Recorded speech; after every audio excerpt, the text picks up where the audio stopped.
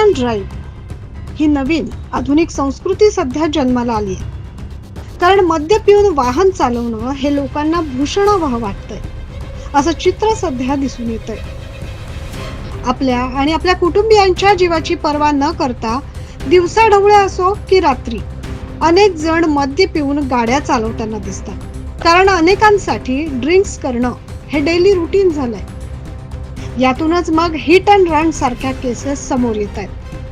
आता कोर्टाने अशा सो कॉल्ड मॉडर्न संस्कृती जपणाऱ्यांची नशा उतरवली आहे. पाहूया सविस्तर बातमी. नाशिक शहरात हिट अँड रनच्या अनेक घटना घडू लागल्या.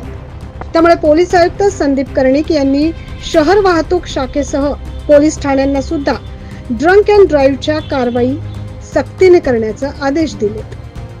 या आदेशाची वेगवान अंमलबजावणी मागील महिनाभरापासून सुरू झाली आहे. 2 दिवसात पोलिसांनी केलेल्या तपासात 18 मद्यपी वाहन चालक आढळून आले. त्यांच्या विरुद्ध खटले दाखल करून त्यांना मोटार वाहन न्यायालयाची सफर देखील पोलिसांनी घडवली आहे.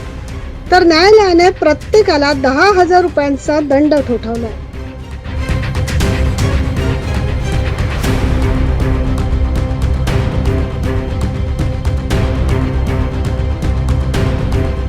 पोलीस आयुक्तालयाच्या हद्दीत शनिवारी रविवारी रात्री वाहतूक शाखेचे पोलीस उपायुक्त चंद्रकांत खांडवी आणि नवनियुक्त सहाय्यक पोलीस आयुक्त सुधाकर सुरडकर यांच्या नेतृत्वाखाली मद्यपी वाहन चालक शोध मोहीम राबवण्यात आली. या मोहिमेअंतर्गत 18 मद्यपी वाहन चालकांवर कारवाई करण्यात आली आहे. न्यायालयाने ठोठवलेल्या दंडाप्रमाणे एकूण 1,80,000 रुपये दंड या सर्वांकडून वसूल करण्यात आला.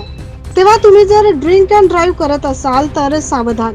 तुमची नशा उतरवण्यासाठी आता नाशिक पोलीस आणि कोर्ट सज्ज झालंय.